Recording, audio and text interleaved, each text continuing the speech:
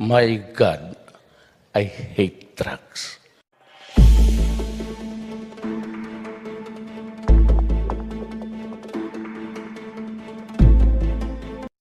Pasado alas 11 kagabi nang tumulak ang Regional Drug Enforcement Unit o RDEU, bitbit ang 15 search warrant sa mga di umano'y kabilang sa narco list na government officials. Alauna ng madaling araw nang dumating ang tropa sa detachment ng Takurong Sultan Kudarat at doon isinagawa ang final briefing. Ngayon, i-redeem natin yung credibility ng PNP by conducting an operation na wala munang bloodshed kung maiiwasan. Pero pag lumaban, so wala tayong magawa. It's to retaliate, to defend ourselves. Hindi? Yes, sir! Alas 2 ng madaling araw, unang target si Kapitan Ali Bigcog ng Barangay Zeneben, Lambayong, Sultan Kudarat. Sa paghalughog ng mga otoridad sa bahay ni Kapitan, 5 pakete agad ng pinagdududahang shabu at paraphernalia ang nakita. Ngunit si Kapitan Bigcog, itinanggi na sa kanya ang mga nakuhang ebidensya. Tungkol po dyan, hindi ko po maaamin na may droga ako kasi kahit minsan di ko yan nagagawa. Kahit kailan mula nung bata ko. Kahit magtanong kayo sa mga tao, publiko dito sa barangay ko, ako yung isang sumusugpo sa droga. Sa akin yung pitaka. Tsaka nakalagay doon sa short pan na maong. Na maong. Maliban kay Kapitan, nahuli rin ang anak nitong si Muhyiddin Bigcog, 24 anyos, matapos makuha sa kanyang posisyon ang isang kalibre 45 at Uzi na baril. May baril yan kasi isa siya na nilagay kasi ni congressman yan na isang supervisor at saka isa pa yan na bipat yan sa barangay. Maging ang isang kagawad sa kalapit na barangay na kabilang sa may search warrant, nahuli rin matapos ma-recover sa loob ng bahay nito ang isang kalibre 45 baril. Nakilala ang nahuli na si Muhammad Tasil ng barangay Pimbalayan, Lambayong, Sultan Kudarat. Itinanggi naman ni Tasil na sa kanya ang nakuhang baril. Naprindahan ko lang yun sa kay Chief ni Lucatay. So, pulis yan. Opo. Active. Wala po kaming dokumento kasi pamangkin man kasi ni Auntie yun Auntie Tiray. Di naman naabutan ng otoridad si Kapitan Sambutuan Magango ng Barangay Sadsalan, Lambayong, Sultan Kudarat. Ngunit nakuha sa loob ng kanyang bahay ang bala ng 9mm na baril. Ayon kay Police Superintendent Maximo Sebastian, protektor umano ng iligal na droga ang mga target kung saan kabilang umano sila sa narco list ni Pangulong Duterte.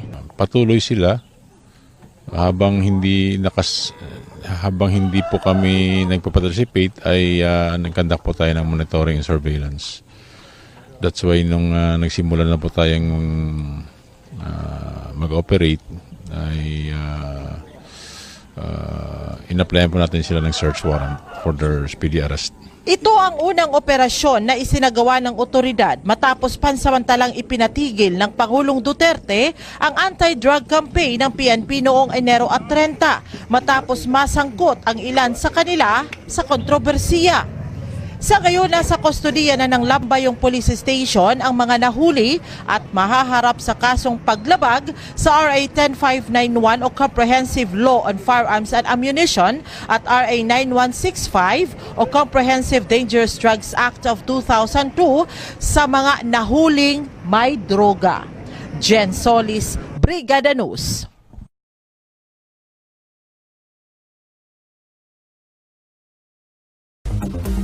This is the matrix of the diagram of the extent of the operation in the Philippines.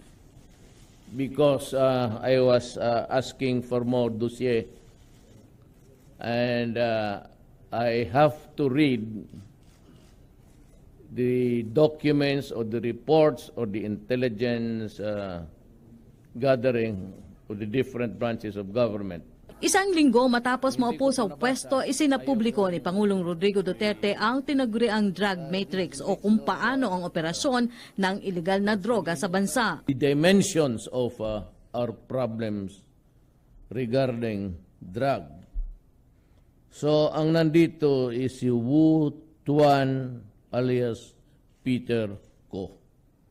He is a triad member and operating the Luzon and the NCR. He's inside the prison, but he's the one directing the traffic of the drug operations in Luzon. He's currently in jail. Leader of Bilibid 19, I don't know what this means. And the other one is Peter Lim alias Jaguar, Triad of the Visayas. Ang pagsugpo sa iligal na droga ang ipinangako ng Pangulo sa mga Pilipino. This is a mix of Chinese mayors. Maraming mayors dito. Kabilang sa mga unang nasangkot sa iligal na droga si Albuera Mayor Rolando Espinosa at anak nito. Nabanggit rin nito ang Osamis City at ang partisipasyon ng ilang opisyal ng Philippine National Police. You would notice that Garbo is indicated in the line of hierarchy. And the other one is Herbert Colanco. He is also inside the prison. I was informed that he is the son-in-law of the mayor of Osamis, Aldong Parahinog, and is the husband of the vice mayor, who is the daughter of Parahinog. He is also one of the identified members of Coratong Baliling. At sa pagkasawi ng alkalde at iba pang kasama sa operasyon, iginiit ng Pangulo na ginawa ng otoridad ang kanilang trabaho. The police and the military should make sure that their enemies are dead. Otherwise, if the other guy can still pull the trigger, you will end up with a dead police or a dead military soldier. Bakit ko gusto yan? Ako yung commander-in-chief of all the armed forces. Remember that. Commander-in-chief of all the armed forces in the Philippines. Nauna nang nanindigan si Pangulong Duterte na hindi siya hihinto hanggat hindi nauubos ang pinakahuling drug lord sa bansa. So my appeal to them is, since they are beyond redemption, if they can stop and commit suicide, because I will not allow these idiots to run the show. Not during my watch. Rocky Ignacio para sa Bayan. Samantalang resulta ng investigasyon ng Kongreso ukol sa mahigit 6 billion pesos na halaga ng shabu, aantayan ni Pangulong Rodrigo Duterte. Para po sa sentro ng balita, nagbabalik si Rocky Ignacio. Why do you continue to trust Commissioner Faldon? I believe in his integrity. As a matter of fact, he was in Davao 4 years ago. And he was together with some military men and they were urging me to run. Ito ang ipinahayag ni Pangulong Rodrigo Duterte sa panawagan ng pagbibitiw sa pwesto ni Bureau of Customs Commissioner Nicanor Faeldon matapos makalusot umano ang mahigit 6 na bilyong pisong halaga ng shabu sa adwana. Giit ng Pangulo, nais niya maging parehas kaya hihintayin niya ang resulta ng investigasyon ng Kamara sa Customs Commissioner at iba pa. Nauna nang ipinag-utos ang Pangulo kay Faeldon na linisin ang ahensya mula sa korupsyon at iligal na droga. Look, in fairness to Congress, they are conducting an investigation. I will not be a multiplier to the messy thing if it is really a thing that's parang topsy-turvy. But let me also advise everybody that if it's just a question of mathematical computation or the equation used, then there is really nothing to it. As long as there is no corruption, if it's just a matter of computation, edi i-recompute niyo ulit. Hindi na rin nagpatinag si Pangulong Duterte sa batikos ang dating liderato na tila walang nangyari sa kampanya kontra iligal na droga. Kasi sabi niya walang nangyari sa campaign. Opo. Tingnan naman niya, in all of his 6 years, he was only able to seize or catch about 3,045 kilos of sabu. Ako, dito ngayon sa akin, it's 1 year, I have already seized about 2,000, nearing 3,000 sa entire 6 years niya. Nauna na ipinahayag ng Malacanang na ang datos sa magpapatunay sa malaking resulta ng kampanya para sugpuin ang iligal na droga. Ayon kay Presidential Spokesperson Ernesto Abella, umabot sa 1.3 million drug dependents ang agad sumuko sa ilalim ng Oplan Tukhang 1 taon nang maupo sa pwesto si Pangulong Duterte. Rocky Ignacio para sa Bayan. Samantala, binigyan diin ng Malacanang ang patuloy na pagbibigay ng dekalidad na serbisyo publiko. Ito'y kasunod na rin po ng paglagda ni Pangulong Duterte sa 3 mahalagang batas bilang pagtupad sa kanyang pangako. Gayun na rin sa usapin ng libreng matrikula sa mga state universities and colleges. Ang sentro ng balitang yan mula kay Sweden Velado live mula sa Malacanang. Sweden. Alex, binigyang diin ng palasyo ng Malacanang na hindi pa naman tuluyang hinahadlangan ng pamahalaan ang pagbibigay ng libreng tuition fee sa state colleges and universities o SUCs dahil may rekomendasyon pa naman si Budget Secretary Benjamin Jokto na i-veto ito, pero yan ay i-reconsider pa ni Pangulong Rodrigo Duterte. Ayon po sa palasyo, sa ngayon kasi ay malaking budget yung kakailanganin para sa rehabilitasyon ng Marawi City. Kaya naman ayon po kay Communications Assistant Secretary Madiba Naag, isa po yan sa mga factor na nakakaapekto kung kaya't hindi pa naisasabatas ngayon yung free tuition fee bill. Narito po yung bahagi ng kanyang panayam kanina.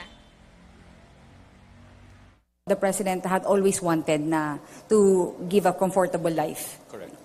And it has always been reflected dun sa mga programa ng ating Pangulo.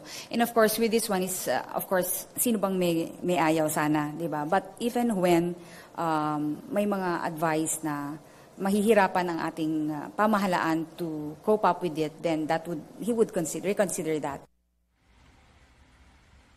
Samantala, Alex, sa kabila ng krisis sa Marawi City ay nananatili pa rin nakatuon ang ating gobyerno sa pagbibigay po ng maayos na serbisyo sa publiko. Patunay po yung 3 batas na matagumpay na nalagdaan ni Pangulong Rodrigo Duterte kahapon, kagaya na lang po nung extension ng validity ng passport sa 10 taon mula sa dating 5 taon. Ang extension po ng driver's license sa 5 taon mula sa dating 3 taon, gayon din ang pagbibigay ng free internet access sa publikong mga lugar, kagaya na lang ng tanggapan ng gobyerno, SUCs, transport terminals at maging ang kahabaan po ng EDSA. Ngunit ayon po kay Communications Assistant Secretary Madiba Naag ay kailangan pang magkaroon ng Implementing Rules and Regulations o IRR para dito na agad namang aaksyon na ng ating pamahalaan. Narito po ang bahagi ng kanyang pahayag kanina. The signing of these laws proves that the Duterte administration is true to its promise in streamlining basic public services.